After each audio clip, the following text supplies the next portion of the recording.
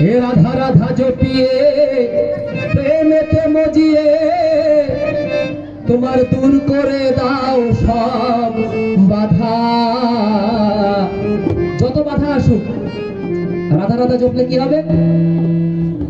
প্রেমে মনটা মজে আমার ঠাকুরের মতো হতে ইচ্ছা হবে।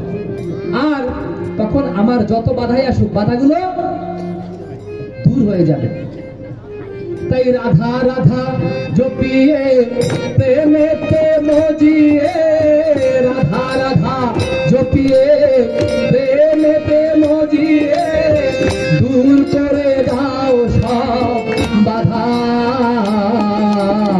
সময় থাকিতে জপ রাধা, ওরে মন সময় থাকিতে জপ রাধা। সময় চলে গেলে রাধা জপা হবে না। রাধা নাম ঠাকুরের প্রথম দেওয়া তা না, এ অনন্ত শক্তি শুরু থেকেই ছিল, প্রকাশিত ছিল না। কল্কি অবতারে সেটা প্রকাশ করবেন। চৈতন্য ভাগবতে তাই বলা যে রাধা রাধা শ্রীকৃষ্ণের বাঁশিতেও নাকি জপত, এবং শ্রীকৃষ্ণের ওই বাঁশির সুরের ওই রাধা ধ্বনি কলিযুগে জাগ্রত করার কথা।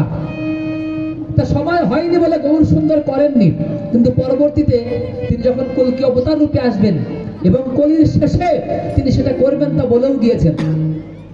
তাহলে আমরা ভাগবতে কি দেখছি? শ্রীকৃষ্ণ ছিলেন যিনি রাধা নামে পাগল তিনি। শ্রীকৃষ্ণ কিন্তু রাধা নাম করেছেন।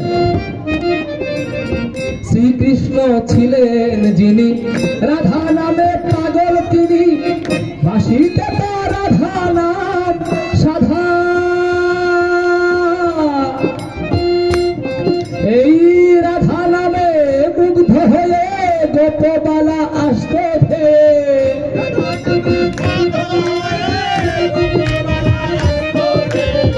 রাধা নামে মুগ্ধ হয়ে গোপবালা আসতে ভে, দুই নয়নে বইত নয়ন ধারা। সময় থাকিতে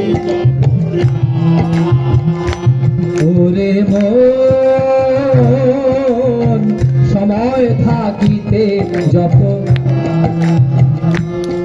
আবার মহাপ্রভু অবতারে এলেন তিনি জীবধারে, কয়জন তখন চিনল তারে।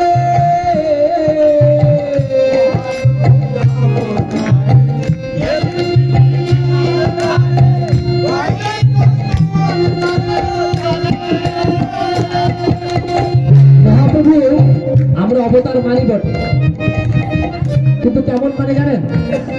অনেকে প্রশ্ন করে ঠাকুর তো ভগবান না, তোমরা মানুষের পূজা করো কেন? বলে না, হ্যাঁ ঠাকুর তো ভগবান না, মানুষের পূজা করো কেন? কারা বলে?